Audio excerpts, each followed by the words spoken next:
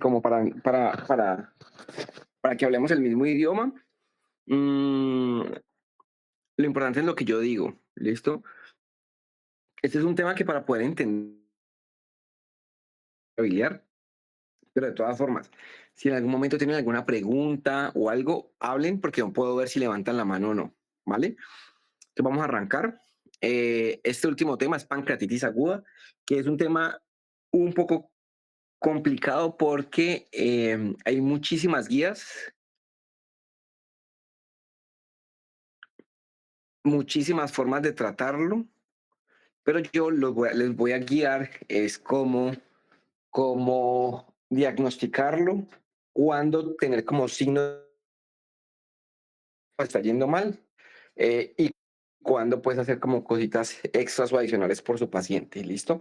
El diagnóstico no es difícil, el tratamiento sí. Eso es un tratamiento, eso es una patología que es muy engañosa, que el paciente está bien un día, luego está muy mal, o al revés, hoy está muy mal y ya mañana simplemente mejoró, ¿listo? Esa es una patología que no es quirúrgica, ¿cierto? O sea, que en condiciones generales nosotros no operamos. Es la pancreatitis. La pancreatitis no es una patología quirúrgica, pero la manejamos los cirujanos porque en Colombia la causa principal de pancreatitis es la patología biliar, ¿cierto? Pero ya vamos a ir un poquito desarrollando esa idea. Entonces, pues el páncreas ustedes ya lo conocen. El páncreas es un órgano glandular que tiene dos tipos de glándula, una glándula endocrina, ¿cierto? Que es la que genera la insulina, el glucagón y la somatostatina, que esa representa solamente el 2% como el 2% aproximadamente de la glándula, y el resto es una glándula exocrina, ¿cierto? Entonces la glándula exocrina es la que genera todas esas enzimas que ustedes ven que se utilizan y que hablamos siempre en la primera clase conmigo, que la amilasa, la lipasa, la ribonucleasa, todas están ahí y todas a través de vesículas terminan segregando o expulsando de la célula hacia el conducto hepático, perdón, hacia el conducto pancreático principal y el accesorio, ¿cierto? Eso simplemente es para recordarles que el conducto pancreático principal desemboca en la ampolla de Vater, que es la que hemos visto todos en la primera clase conmigo, y que desemboca en conjunto con el colédoco, ¿cierto? Entonces los dos conductos van a llegar junticos a la ampolla de Vater y quien define qué sale y qué no sale tanto del colédoco como del conducto pancreático principal es, es el esfínter de Oddi, que cuando estamos en ayuno está cerrado, por lo que no pasa ni bilis ni jugo pancreático, digámosle así, jugo, porque no solamente son las enzimas, sino que también tiene bicarbonato para alcalinizar un poco el ácido que viene del estómago. Y cuando comemos, ese esfínter se abre y permite la salida de todo lo que está adentro, ¿cierto? Recordarles también que las enzimas están en una forma inactiva, ¿cierto? Esa forma inactiva se llama simógenos. Entonces esos simógenos son activados bajo otras condiciones. Por eso es que las enzimas dentro del conducto pancreático no hacen daño, ¿vale? Si esas enzimas llegaran a llegar al páncreas, que esa es la causa de la pancreatitis, se van a activar, dejando de ser simógenos a su forma activa, y pues amilasas, lipasas, ribonucleasas, pues van a lastimar, a comerse todas las células que están ahí, empezando por la membrana celular. ¿Listo? Entonces, esto es un órgano que es retroperitoneal. ¿Listo? Está anterior a los vasos prevertebrales, a los grandes vasos, pero principalmente a la vena cava. A ver si aquí la imagen me lo deja ver un poquito. Esa que ustedes están viendo aquí es la vena cava, ¿cierto? Y casi que está por debajo del tronco celíaco y por debajo de él pasa la arteria mesentérica superior, que ustedes no la alcanzan a ver, pero es esta que no tengo cómo apuntarles, pero la que por debajo del páncreas se ve que está al lado de la porta. ¿Listo? O sea, de la aorta sale la arteria mesentérica superior y va en conjunto con la vena mesentérica superior, que es la que se va a volver porta más adelante. ¿Listo? Está posterior al estómago, es decir, el estómago, ustedes no lo ven, pero el estómago está encima de esto, especialmente en la parte del cuerpo eh, y la cola. Tiene un color amarillo que es diferente al amarillo de la grasa. Eso generalmente ustedes no lo ven, nosotros no lo vemos porque generalmente no exploramos El páncreas pesa más o menos 90 gramos, tiene una cola, un proceso uncinado, un cuerpo y una cola. Y el conducto pancreático acá llega a la ampolla de váter en conjunto con el coledoco, que era lo que estábamos hablando y diciendo. El pancreático principal también está el conducto pancreático accesorio que llega a la papila duodenal menor, ¿cierto? Como el conducto pancreático principal llega a la ampolla de váter en la papila duodenal mayor, el accesorio termina en la papila duodenal menor. Esa parte pues no la voy a hablar directamente. La irrigación del páncreas es una mezcla entre dos arterias, una entre el tronco celíaco, ¿cierto? Con sus tres ramas, y otra con la arteria mesentérica superior. Entonces, la arteria mesentérica superior va a dar todas las ramas que son posteriores e inferiores hacia la cabeza, y, y el tronco celíaco va a dar todas las ramas que son anteriores y superiores. ¿Listo? Ya luego, digamos que eso es en la cabeza del páncreas, ya luego existe una arteria pancreática dorsal, ¿cierto? Y por debajo del páncreas, o digamos no por debajo, sino caudalmente, pasan los vasos esplénicos, que son la arteria esplénica, ¿rama de quién?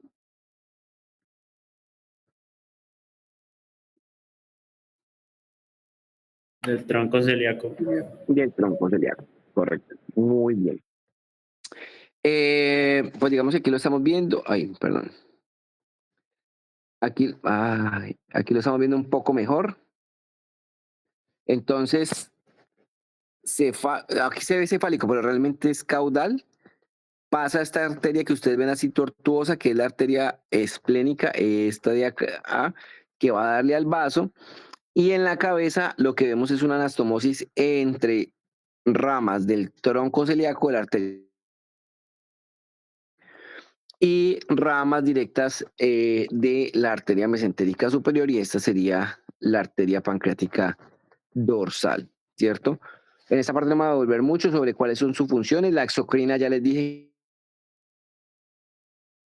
que es la que se encarga de realizar, de generar los zimógenos que luego se van a volver enzimas, que son las amilasas, las proteasas, las lipasas, las ribonucleasas, y todas terminan desembocando en el conducto pancreático principal. Y la función endocrina pues está principalmente dada por las digamos, tres hormonas grandes, aunque hay más, que sería la insulina, el glucagón y la somatostatina. Uy, perdón.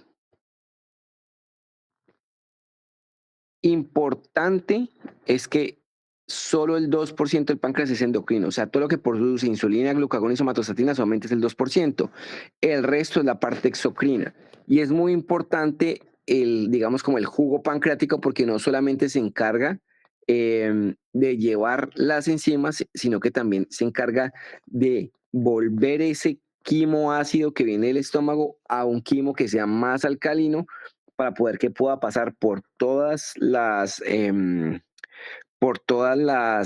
digamos, las partes del intestino delgado sin dañar el intestino delgado, porque el estómago tiene protección de moco, pero el intestino delgado no. Y eso lo hace a través del bicarbonato, que es el que ustedes ven ahí dibujados como HCO3.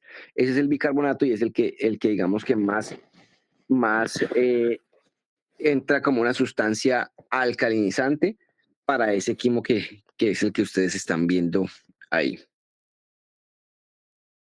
Primera clase, que son todas las enzimas que se encargan del proceso de digestión. Acá tampoco me voy a demorar mucho, pero cuando nosotros ya hablamos de la pancreatitis propiamente, estamos hablando de un proceso inflamatorio, y este proceso inflamatorio no es infeccioso. Y esto, acuérdense que la clase pasada habíamos dicho que o hace 2 clases o con los grupos aparte, que una infección es mismo. Acá no hay microorganismos, pero proceso inflamatorio que se produce por una lesión directa al tejido pancreático, ¿cierto? Y el problema de la pancreatitis no es que el páncreas se inflame como tal. sino que la inflamación del páncreas empieza a liberar todos los agentes inflamatorios y a hacer una respuesta sistémica, ¿cierto? La pancreatitis no es mala porque el páncreas se inflame, sino por toda la respuesta inflamatoria que lleva el cuerpo, y esa respuesta inflamatoria finalmente se va a, em, va a generar un daño sistémico, ¿cierto? Que si uno lo extrapolara, ojo, no existe así, sino que es para que lo extrapolemos, que si uno lo extrapolara, sería como si fuera una pancreatitis, es como si al final fuera a ser una Tokio 3, o sea, me va a dañar un sistema. ¿Listo? Ojo, la pancreatitis no es Tokio, pero pues para que me entiendan la diferencia. Y justamente cómo ese proceso inflamatorio afecta todo el cuerpo, y de tratar, ¿vale? Entonces, eh, esta es una patología gastrointestinal que genera una alta hospitalización, más o menos 13 a 45 casos por 100.000 habitantes. Esto en Colombia no tengo el dato exacto, pero sí es un poco más alto porque nosotros tenemos más patología biliar, ¿cierto? Es la quinta causa de muerte intrahospitalaria, o sea, la gente se muere por pancreatitis, ¿cierto? Y si no ustedes se acuerdan, cuando hablamos de coledocolitiasis, la CEPRE es demasiado mórbida y genera pancreatitis y la gente se muere de pancreatitis. Genera altos costos, 2.6 billones por año, y aunque ha disminuido su letalidad, ha aumentado la incidencia, y si aumenta la incidencia, pues quiere decir que puede aumentar la mortalidad en la población, ¿cierto? Como les había dicho, la etiología principal en Colombia es la patología biliar. Patología biliar, ¿cuál de las cuatro patologías creen que tiene que ver con la pancreatitis? La Coledocolitiasis. coledocolite. La coledocolitiasis, ¿cierto? La coledocolitiasis, porque si la coledocolitiasis llega a ser en la ampolla de váter, me va a tapar tanto el conducto pancreático principal. Por eso es que la patología biliar es tan importante. Sin embargo, primer mensaje que quiero que se lleven. Aunque en Colombia la patología biliar es la primera causa de pancreatitis, cuando un paciente tiene pancreatitis, yo no estoy diciendo que tenga coledocolitiasis, porque la coledocolitiasis, según los criterios de coledocolitiasis, la pancreatitis, perdón, según los criterios de coledocolitiasis, ¿dónde está ubicada? ¿Fuertes o moderados?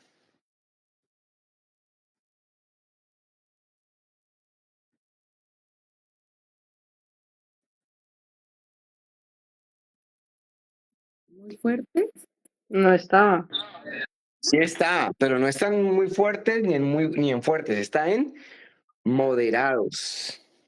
O sea que yo estoy diciendo que si un paciente tiene pancreatitis, yo estoy diciendo que con ese solo criterio no es suficiente para decir que el paciente tenga coledocolitiasis. ¿Sí? Eso quiere decir que si el paciente tenga pancreatitis y que yo sepa que la pancreatitis es de origen biliar, eso no quiere decir que yo esté haciendo el diagnóstico de coledocolitiasis. Ese es el primer mensaje. Aunque la pancreatitis es de origen biliar y sí es por coledocolitiasis, el hecho de que yo tenga pancreatitis no quiere decir que tenga que sí o sí tenga coledocolitiasis. O sea que no voy a hacer qué manejo, cuál no voy a hacer de entrada. ¿Qué le hacemos a la coledocolitiasis de una? Siempre. Siempre. Entonces, Claro. así el paciente tenga pancreatitis y yo sepa que es por patología biliar, o sea, por coledocolitiasis, eso no quiere decir, o sea, no es un criterio muy fuerte para coledocolitiasis y por lo tanto, los pacientes con pancreatitis no van a CEPRE. ¿Listo? Ya vamos a hablar un poquito más fino en eso. Luego viene la etiología alcohólica, traumática, que por hipercalcemia, por ascaris, pero porque también se meten a través de la papila, y otras etiologías diferentes. Pero esa es la razón por lo que la patología, la pancreatitis la manejamos los cirujanos, porque es de etiología biliar. Pero ojo, debe tener una condición para que sea patología biliar. Y es que si yo estoy hablando de patología biliar, es porque el paciente debe tener, ¿qué órgano? ¿Qué órgano no le pueden haber sacado? Vesícula La biliar. vesícula. La vesícula biliar, porque estamos... ¿De cuál es? ¿Primaria o secundaria? Primaria. ¿Primaria? ¿Cómo que primaria? La La secundaria secundaria. es la que viaja. Secundaria, porque la secundaria es la que trae los cálculos desde Sí. la vesícula. Entonces, si el paciente tiene vesícula, ¿cierto? Y tiene esa vesícula, tiene cálculos, yo si así no tenga coledocolitiasis evidente, yo tengo que pensar que si el paciente tiene pancreatitis, esa pancreatitis es de origen biliar. Y si es de origen biliar, tenga lo que tenga el paciente, al final, ¿qué tengo que hacer? Quitar la vesícula. ¿Listo? Ya vamos a ir hilando un poquito más fino. Entonces ustedes se van a dar cuenta que la pancreatitis entra dentro de la patología biliar. O sea, no solamente son esas 4 patologías, sino que es una quinta patología dentro de la patología biliar, ¿cierto? Solo que esta patología nosotros no la vamos a buscar siempre. Ella nos busca a nosotros, con el Alicia del paciente. Pero nosotros no la vamos a preguntar con ningún criterio, así como hacemos con colelitiasis, colecistitis, coledocolitiasis y colangitis, no. Esta patología solamente si el paciente nos refiere una alicia que nos haga pensar que el paciente tiene pancreatitis. ¿Listo? Esto es lo que ya les sabe. Esto es más de lo mismo. Gallstone significa piedras en la vesícula, así, literalmente. Alcohol, hipertrigliceridemia, causas genéticas, drogas, bueno. En fin. Profe, ay, qué Entonces, pena, una pregunta. pregúnteme. Eh, entonces, o sea, ¿usted recomienda que cuando un paciente llegue, por ejemplo, con patología biliar y se le encuentre, pues, un cálculo en la vía biliar, independientemente sea coleocolitiasis o no, se le recomienda mandar amilasa y lipasa ¿Usted es del como último grupo? medio ¿Usted es del de... último grupo? No, No. Ah, bueno, entonces yo le respondo esa pregunta al final porque según lo que nosotros hemos visto, ¿pedimos amilazas o lipasas o no? Según lo que vimos. ¿Sí o no? Le puedo ayudar a otra persona, no se preocupe. Sí, eso es lo que yo les enseñé, que hay que pedir amilasa y lipasa. Pero ahora les voy a cambiar eso un poquito. Pero no se preocupe, ya vamos para allá. Su pregunta es muy válida. Ahorita se la respondo. Cuando vayamos un poquito más adelantados. Entonces, bueno, entonces lo que les está diciendo es que, ¿por qué pasa? Pues ya les expliqué un poquito. La, la enzima que es un simógeno se activa cuando está en la luz duodenal. Sin embargo, cuando conducto, esta ampolla de váter llega a tener cálculos o microcálculos, ¿cierto? Que esa es la real razón. Microcálculos que no son visibles y tapan el conducto pancreático principal. Entonces, lo que ocurre es que esos simógenos empiezan a acumularse en, em, en el conducto pancreático principal. ¿Y qué pasa con un conducto cuando aumentamos la presión hidrostática? Pues su contenido empieza a salir hacia el tejido y a generar finalmente em, o activar estas enzimas y empezar a producir o a comerse a sí mismo el páncreas y esto empieza a generar una cantidad de, digamos, respuesta inflamatoria, ¿cierto? Aquí ustedes ven en esta imagen de la izquierda como un cálculo grande, pero no necesariamente tiene que ser así. A veces son cálculos chiquitos que son imperceptibles incluso para las imágenes. Entonces, cuando este cálculo tapa acá y el conducto se llena, aumenta su presión hidrostática, las vesículas de simógenos empiezan a salir al tejido, em, ese tejido empieza a autodigerirse, a hacer autofagia, y ahí es donde empiezan, digamos, los problemas. ¿Y cuál es el problema? El problema no es solamente que se quede en el páncreas la inflamación, sino que empieza a ser una respuesta inflamatoria sistémica. Entonces empieza a liberarse una cantidad de citoquinas inflamatorias. Entonces, factor de necrosis tumoral alfa, la interleuquina 1, interleuquina 6, interleuquina 8. Entonces, ya no solamente es algo que está en el páncreas directamente, sino que a través de las mismas venas y arterias del páncreas empiezan a movilizarse a través de todo el sistema y todas esas interleuquinas empiezan ya a afectar sistémicamente y finalmente lo que pueden generar es una falla multiorgánica, ¿cierto? Y recordemos que la pancreatitis es un proceso que no está asociado a bacterias, no es un proceso infeccioso, pero si no controlamos ese proceso inflamatorio puede infectarse y finalmente el paciente no siempre, pero en algunas ocasiones puede infectarse y generar una sepsis pues eh, importante. ¿Listo?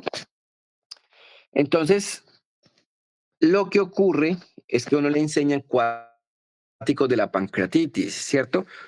A ver si yo tengo acá una Alicia anotado, creo que no lo anoté. No, no lo anoté. Bueno, em, la cosa es que uno, como está la mitad, que se llama el signo de Grey-Turner, no, bueno, unas cosas dramáticas, pero los pacientes con pancreatitis realmente cuando consultan con una licia que es igual a la licia de la patología biliar. Solamente se le añaden dos cosas importantes, que es lo que a mí me tiene que alarmar dentro de la patología biliar en pancreatitis. Y uno es que no tolero la vía oral, es decir, yo como y o no me da hambre o no me pasa la comida. Y el más importante de todos, vómito. Y cuando estoy hablando de vómito, no es que comí, vomité y ya se acabó el problema, no. Son vómitos constantes, vómitos de aproximadamente que son 6, 8, 10, 12, 20, es un vómito, ¿cierto? Entonces, es el mismo Alicia que hemos visto con intolerancia a la vía oral, vómito. Y otra cosa importante es que ese dolor que solamente se queda en hipocondrio derecho y en epigastrio se vuelve un dolor en banda. Es decir, me duele el hipocondrio derecho, el epigastrio y el hipocondrio izquierdo, ¿cierto? Son como las cosas extras a la patología biliar, a las cuatro patologías que hemos visto. Entonces, siempre tengo que pensar que si mi paciente tiene vómitos a repetición, intolerancia a la vía oral y dolor en banda, tengo que pensar que además de la patología biliar, de las cuatro que hemos visto, el paciente puede tener pancreatitis. Entonces, mi misión, sí, acá tengo una imagen, sí, aquí la tenía, vea. Entonces, mire, nosotros hemos visto que los pacientes tienen estas cuatro patologías, ¿cierto? Colelitiasis, colecistitis, coleocolitis. Nosotros hacemos el diagnóstico primero colelitiasis, luego colecistitis, luego coleocolitiasis y luego colangitis, ¿cierto? Eso tenemos que hacerlo igual a como siempre lo hacemos. ¿Por qué? Porque el paciente vino por patología biliar. Pero si el paciente, además del cólico biliar que nosotros conocemos, viene por vómito y dolor en banda, entonces tengo que pensar en pancreatitis. Que siempre hago, que es lo que ya vimos con cada grupo, debo pedir, si yo no lo he pedido, amilasa y lipasa. O en algunos casos solo amilasa porque la lipasa es más cara y no todos los hospitales hay, no sé qué, bla, bla. Y ya les digo cómo se hace el diagnóstico de pancreatitis. Ahora, lo primero que yo debo tratar es la pancreatitis. Siempre debo tratar primero la pancreatitis. Ojo, no quiere decir que yo no haga los mismos pasos que hago siempre. Primero colitiasis, luego colecistitis, luego coleocolitiasis. No. Digamos que el paciente tiene colangitis. Listo, yo le hice el diagnóstico de colangitis, pero primero trato la pancreatitis y luego ahí sí me voy a hacer el tratamiento que siempre hacemos. Entonces, ¿cómo se hace el diagnóstico? El diagnóstico debe cumplir con 2 de 3 características, ¿cierto? ¿Cuáles son las 3 características? 1, que tenga la clínica. ¿Cuál es la clínica? Pues cólico biliar, más vómito más dolor en banda. Clínica. 2. Las enzimas. Pues ahorita vamos a hablar un poquito de las enzimas, pero las enzimas son amilasa o lipasa y que estén elevadas 3 veces el valor superior normal. Entonces, digamos, la amilasa, bueno, eso es un ejemplo pues que no es real, pero digamos que la amilasa está entre 80 y 120, ¿cierto? Entonces, si yo quiero hablar de pancreatitis, entonces debo tomar ese 120 de mi laboratorio, multiplicarlo por 3, que sería 360, y si la amilasa está por encima de 360, entonces ahí sí estoy hablando de un criterio que cumple para pancreatitis. Porque si, por ejemplo, es 80-120, pero la amilasa está en 200, no cumple como criterio. ¿Listo? Y el último criterio es el criterio de manejo enológico. ¿Qué imagen? La misma que estamos pensando porque estamos hablando de patología biliar. Entonces, los mismos paraclínicos que pedimos para los pacientes con patología biliar, que incluye la ecografía, entonces, pues ahí es donde me van a reportar. Y la ecografía es muy sencillo porque el radiólogo me va a decir, páncreas normal o me va a decir páncreas con cambios inflamatorios y algunos pueden incluso decir compatibles con pancreatitis, ¿cierto? No siempre me van a decir eso, pero páncreas con cambios inflamatorios, ese es un criterio. Y para poder hacer el diagnóstico debe cumplir con 2 de esos 3 criterios. O la clínica, o las enzimas, o la imagen. Y acuérdense que al mismo tiempo estamos haciendo colelitiasis, colecistitis, coleocolitiasis y colangitis. ¿Listo? Entonces, uno idealmente debería pedir siempre la lipasa porque tiene mejor sensibilidad y especificidad, se sube más rápidamente, que tiene unos picos, que no sé qué. Pero en condiciones de Colombia, no siempre hay lipasa y uno pues trabaja con lo que tiene. Lo importante es saber que si en la amilasa, no tanto en la lipasa, en la amilasa, si usted toma, si el cuadro lleva menos de 12 o 24 horas y la amilasa le sale negativa, puede que el pico, o sea, que es decir, que cuanto más, o sea, que todavía falte tiempo para que la amilasa se eleve, entonces usted toca repetirlo, ¿cierto? Y que si lo toma muchos días después, entonces más bien tiene que confiar o tiene que buscar otro diagnóstico. Justamente por esta variabilidad en las enzimas pancreáticas es que no es el único criterio diagnóstico, sino que es uno de los 3 criterios que tiene el diagnóstico para, para, mm, para poder, digamos, hacer el diagnóstico concreto. ¿Listo? Entonces, una vez ya se hace el diagnóstico de la pancreatitis, entonces la vamos a clasificar. ¿Cómo se clasifica la pancreatitis? La clasificación de la pancreatitis se divide en 2, ¿cierto? En leve o severa. ¿Cuándo es leve y cuándo es severa? Es severa cuando el paciente tiene falla en algún órgano, ¿cierto? ¿Cómo así que tiene falla en algún órgano? Pues digamos que, nuevamente, si fuéramos como a hacerlo, la similitud con con la patología biliar, es como si fuera una pancreatitis Tokio 3, ¿cierto? Pero no, eso no existe, ¿no? Simplemente es para que ustedes entiendan.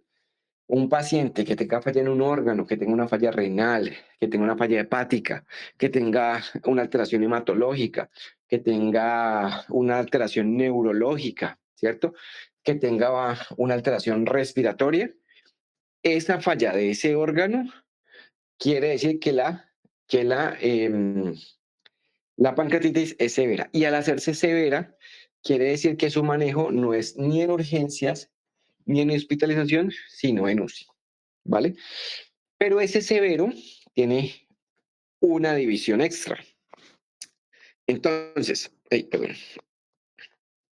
La pancreatitis es leve si no hay lesión de ningún órgano. ¿Vale?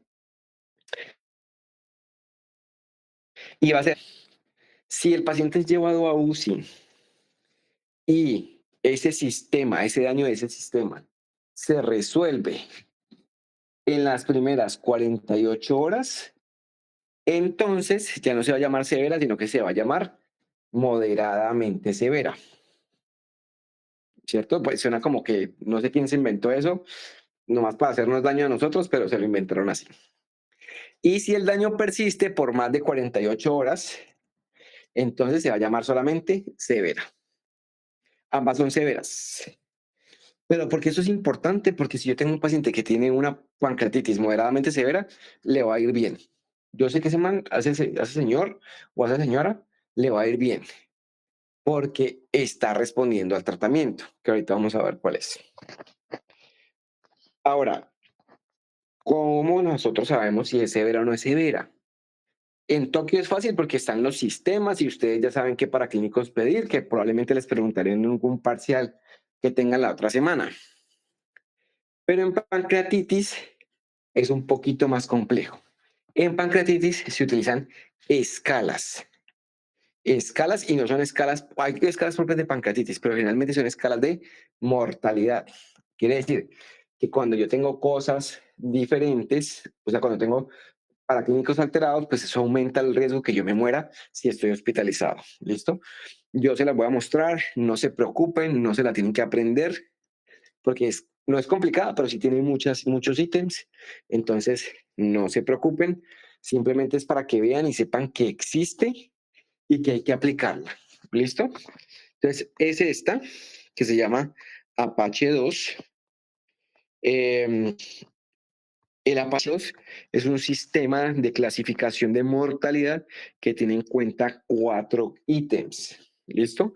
¿Cuáles son los 4 ítems? 1, la edad. 2, la escala de coma de Glasgow, que ya la hemos visto. Antecedentes que tenga el paciente, antecedentes patológicos. Y por último, esta escala clínica y paraclínica que se llama APS, que asigna un puntaje de acuerdo a cómo esté el paciente, a cómo se encuentran sus signos vitales y sus paraclínicos. Les voy a colocar un ejemplo. Digamos que el paciente tiene una frecuencia cardíaca que está en 110.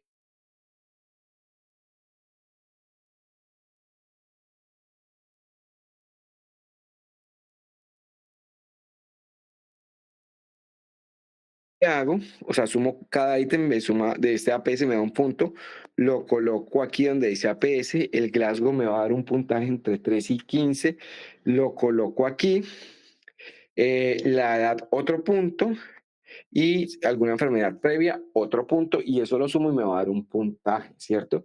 Ese puntaje puede ser 0, bueno, puede ser realmente 3, ese puntaje puede ser 3 y de ahí para arriba.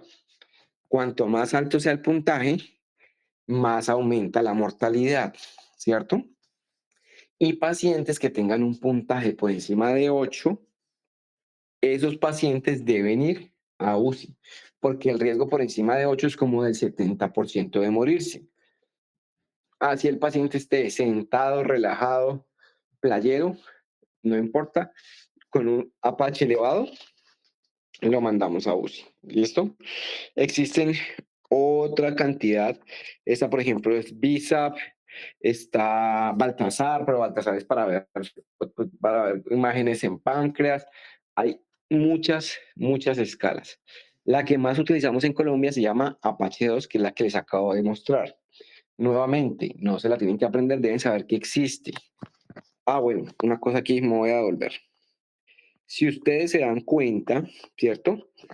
Como esto yo lo tengo que aplicar a todo el paciente que tiene pancreatitis, entonces, aparte de lo que siempre pedimos, de esas 4 cosas, perdón, de ese punto 5 que siempre pedimos, que el hemograma, la PCR, que los creatinina, los tiempos, la ecografía, las bilirrubinas, las transaminasas, todo lo que pedimos ahí, cuando se hace el diagnóstico de pancreatitis, también vamos a pedirle, ahora sí, unos gases arteriales, ¿cierto? Porque me piden FiO2, me piden un pH, vamos a pedirle sodio, potasio, la creatinina ya está, todo lo que sea, todo lo que esté dentro de este APS, porque todo paciente con pancreatitis debe tener Apache. ¿Listo? Todo paciente con pancreatitis debe tener Apache. Entonces, digamos que si el paciente le llega a urgencias y ustedes de todas formas están haciendo todo lo que siempre hacen, entonces, como siempre, el paciente que va, digamos, la localización que es la orden uno, ¿dónde va a quedar? Entonces va a ser, si la pancreatitis es leve, o mientras defino si es leve o es severa, va para hospitalización. Si es severa, va para UCI. Acuérdense que solamente sabré si es severa o moderadamente severa 2 días después, si el paciente mejora o no. Nada vía oral. El pilar del manejo de la pancreatitis son dos. Uno, nada vía oral. Nada vía oral. El paciente no puede comer nada, hay que darle reposo intestinal. Y lo otro, líquidos. Líquidos porque este proceso inflamatorio deshidrata al paciente, se forma un tercer espacio, ¿cierto? Y si el paciente se deshidrata, pues peor respuesta a la inflamación va a tener. Y acá ya no son líquidos de mantenimiento, sino que van a ser líquidos cristaloides de 1 a 12 cc por kilo por hora o incluso más, pero este paciente debe tener recolección de orina porque el paciente orine 1 cc por kilo por hora. Esa es la meta. Para el dolor hay que darle manejo. No se recomienda dar opioides porque hay un estudio que dice que si uno da opioides se cierra más, los opioides cierran el esfínter de Oddi. Yo sí coloco opioides, pero eso es lo que está dicho en la literatura, entonces para que ustedes se lo lleven también. Analgésicos menos opioides. Y en el punto 5, que son todo lo que nosotros pedimos, va a ser todo lo que pedimos para patología biliar, hemograma, PCR, tiempos, creatinina, bilirrubinas, transaminasas, albúmina, ecografía de hígado y vías biliares, ¿cierto? Y además le vamos a pedir amilasa lipasa, gases arteriales porque lo pide el Apache y electrolitos porque lo pide el Apache. ¿Listo? Cosas extra que podríamos necesitar. 1. Sonda nasogástrica. ¿Cuándo utilizamos sonda?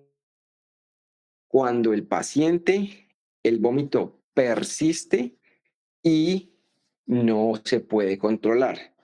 ¿Por qué colocamos nosotros una sonda cuando el paciente vomita?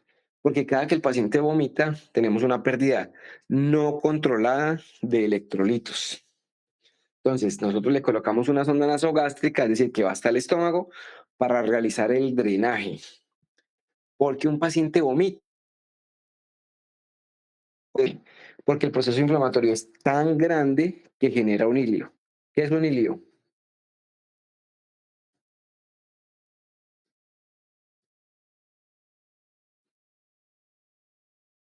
¿Qué es un hilio? Es la parálisis del peristaltismo intestinal. Eso, la parálisis del peristaltismo intestinal. Entonces, si el intestino se deja de mover, pues, ¿cuánto se produce de líquido gástrico al día? 1500. Entre 800 y 1500, pero le puedo decir 1000. ¿Cuánto se produce de saliva al día?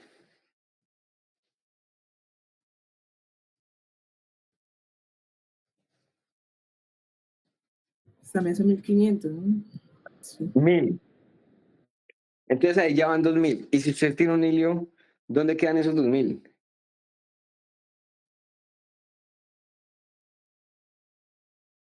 Y aparte, ¿cuánto se produce de bilis al día?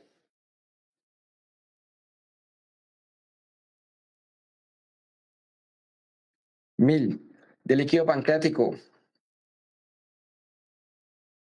1000. Entonces ahí van 4000. ¿Dónde quedan esos 4000 si no hay peristaltismo?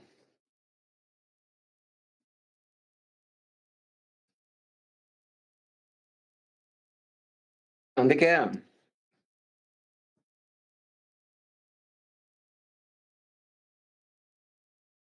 Entonces, profe, con un hilio quedaría dentro de los mismos intestinos, ahí acumulándose ¿La saliva dónde quedaría? Si usted se la traga, ¿dónde queda? ¿A dónde llega? al estómago. al estómago. Entonces, hay 1000 de saliva en el estómago al día, 1000 de jugo gástrico y justo de páncreas y bilis al día. Y si no hay peristaltismo, ¿qué pasa? Entonces, va a haber distensión de estos intestinos, tanto estómago como duodeno, y al cuerpo no le queda más que vomitarlo. ¿Listo? Esa es la razón por la que la pancreatitis se vomita. Entonces, si el paciente no vomita, medicamentos para el vómito, una metoclopramida que es un prokinético, a ver si el paciente deja de vomitar. Pero si no deja de vomitar, entonces usted le coloca una sonda para saber cuánto está perdiendo. Todo lo que pierda el paciente por la sonda hay que reponérselo por la vena. Si perdió 4000 de líquidos, pues le deben entrar 4000 de líquidos, ¿cierto? Porque esa parte de su líquido normal. ¿Cuándo quitamos esta sonda nasogástrica? La quitamos cuando el paciente pase el líquido, pase esos 4000. Eso lo vemos, porque la producción de la sonda disminuye. Porque ¿para dónde se está yendo el líquido? Para el intestino delgado. Entonces, esta sonda la quitamos cuando quede residuo normal, es decir, lo que se supone que debe quedar en el estómago una vez pase todo el contenido intestinal. Y esa sonda se retiraría entonces cuando la sonda produzca menos de 500 cc en 24 horas, porque ese es su residuo normal. Siempre queda algo de líquido en el estómago. Y son 500 cc en 24 horas. ¿Listo? Sonda urinaria le ponemos si no podemos cuantificar la orina. Acuérdense que los dos pilares de la pancreatitis es reposo intestinal, nada vía oral, y colocar líquidos intravenosos. Y esos líquidos intravenosos tienen una meta y es una diuresis. Entonces, si el paciente es capaz de orinar y las enfermeras medir cuánto está orinando, perfecto, no pasa nada. Pero si no se puede, porque el paciente no deja, porque no hay cómo medirlo, entonces toca colocar una sonda urinaria solamente para verificar cuánto realmente orina el paciente. ¿Listo? Y como habíamos dicho, el hecho de que el paciente tenga pancreatitis y que sepamos que es por coledocolitiasis, así sean microcálculos, nosotros no hacemos CEPRE, solamente haríamos CEPRE si el paciente tiene criterios muy fuertes para coledocolitiasis o si tiene criterios fuertes y que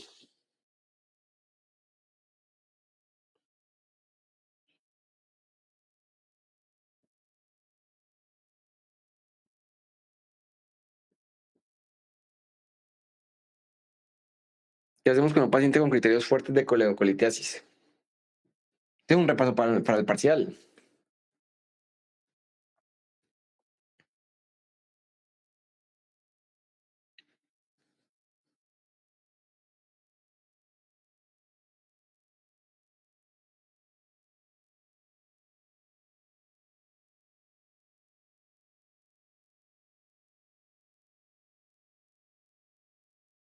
Bueno, se los dejo de tarea para que lo estudien. Pero solamente hacemos CEPRE si el paciente tiene criterios de coledocolitiasis. De lo contrario, no tiene indicaciones. ¿Listo?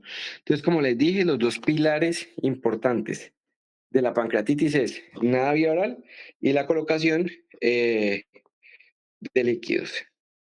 Entonces, bueno, se ya lo habíamos visto acá.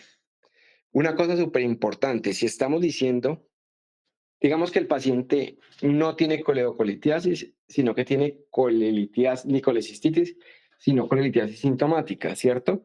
En teoría, nosotros hemos dicho que si el paciente tiene colelitiasis sintomática, la colelab se puede hacer de manera ambulatoria. Pero si el paciente tiene pancreatitis y esa pancreatitis es de origen biliar, entonces yo estoy diciendo que el paciente tuvo por lo menos microcálculos, así no se hayan visto y así no tenga criterios. Entonces, en la misma hospitalización del paciente, una vez resuelva, que ahorita les digo cuándo resuelve la pancreatitis, una vez resuelva, hay que hacer sí o sí una Colelab, obligatoriamente. ¿Listo? Bueno, entonces, Profe, ¿cuándo?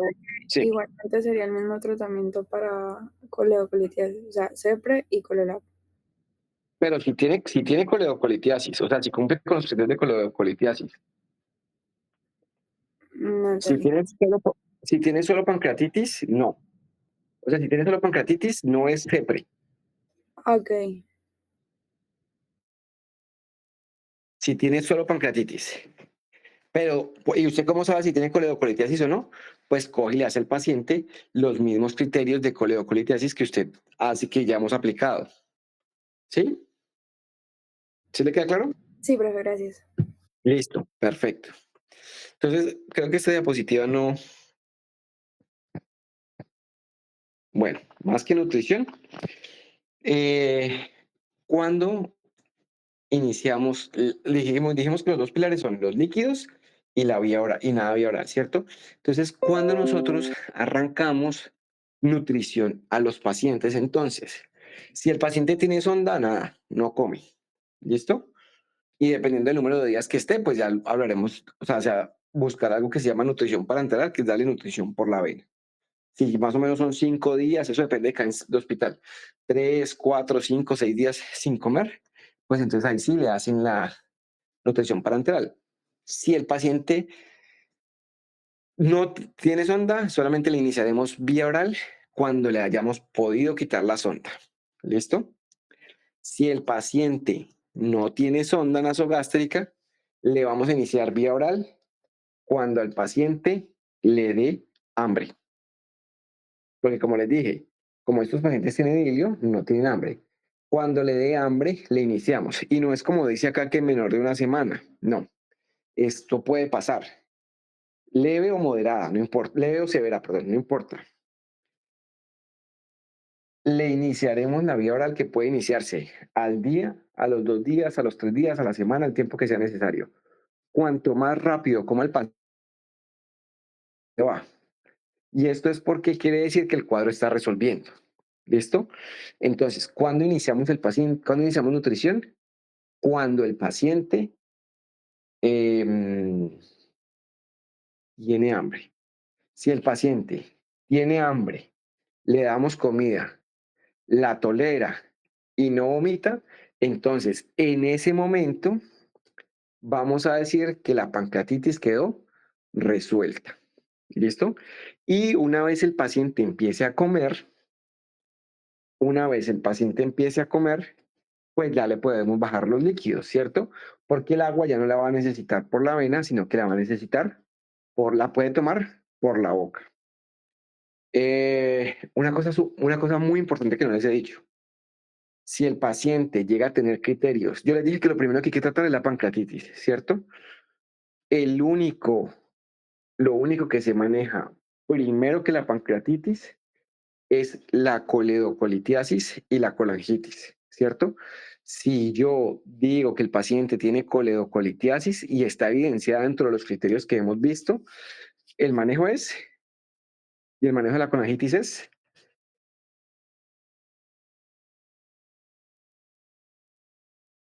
Antibiótico, ¿no?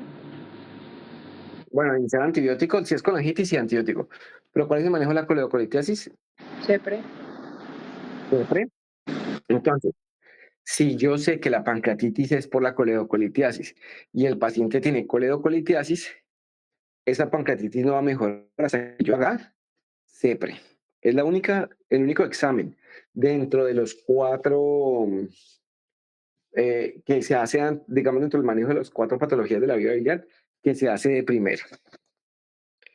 Esto es nutricional. Y el problema, perdón, y el problema, esto todavía no. Y el problema de la pancreatitis es que la pancreatitis, la que es severa, tiende a tener muchas complicaciones. Cuando la pancreatitis dura mucho tiempo, empieza, uno, a infectarse, ¿cierto? Pero antibiótico no iniciamos hasta que tengamos la certeza que haya un microorganismo ahí. ¿Y cómo nos damos cuenta? Con cultivos. Si el paciente no tiene cultivos, no antibióticos, pero se puede infectar, uno. Si es pues, severa, ya sabemos que sí. Si tiene deterioro clínico, o sea, si a pesar de que le dejamos sin vía oral y le iniciamos líquidos, el paciente empeora o no mejora, quiere decir que le va a ir mal. Y si después de las 72 horas tampoco tiene mejoría, pues le va a ir mal. Entonces, cuando esos pacientes no les va bien a pesar del manejo, quiere decir que algo está pasando con el páncreas que nosotros no hemos visto. Y ahí es cuando tenemos que tomar un TAC abdominal contrastado. Listo, acuérdense que la imagen que nosotros dijimos que veíamos era la ecografía.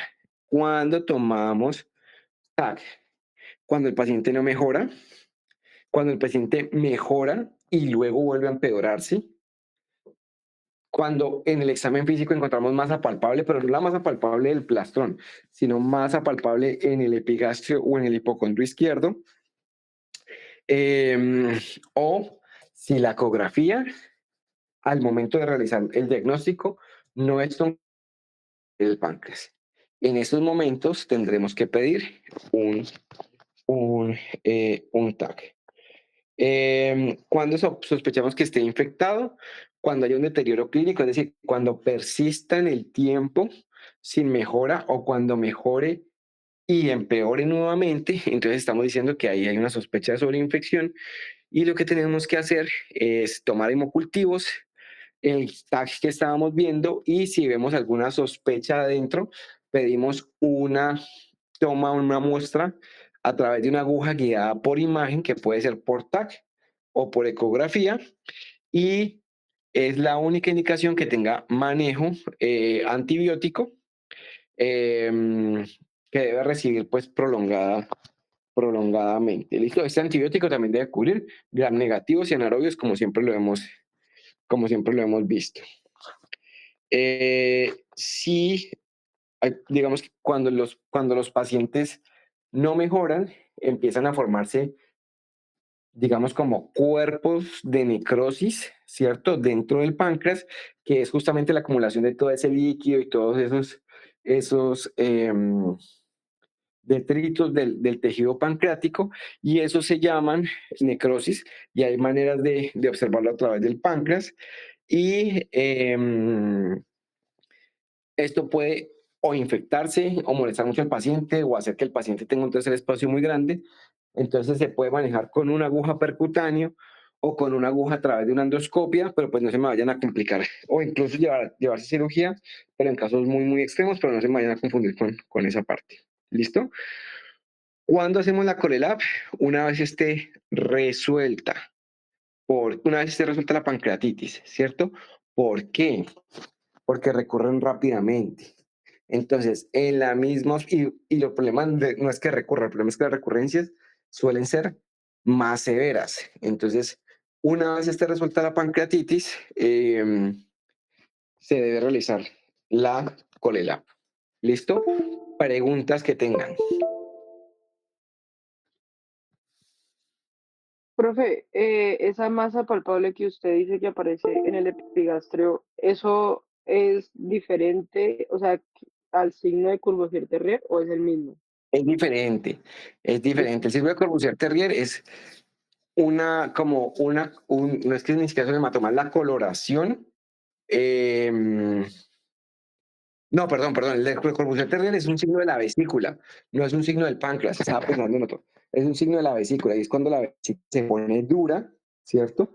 Y se palpa una masa, pero en la vesícula, no en el páncreas. Y cuando usted tiene un signo de la Courvoisier-Terrier, tiene que pensar que la vesícula tiene una masa, que es diferente.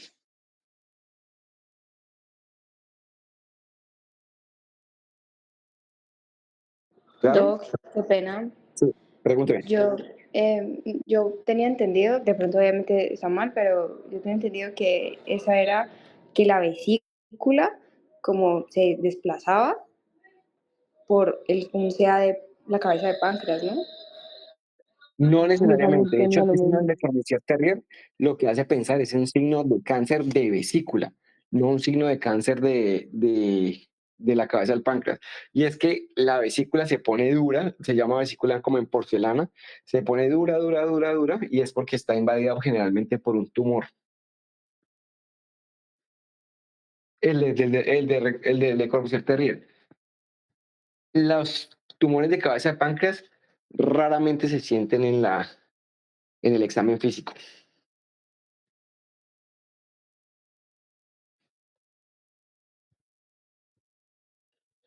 Otra pregunta que tengan. Bueno, mucha suerte en su parcial entonces. Espero no verlos el otro semestre, yo sé que no. Mucha suerte y espero verlos ya con el uniforme blanquito entonces. ¿Listo? Que estén muy bien.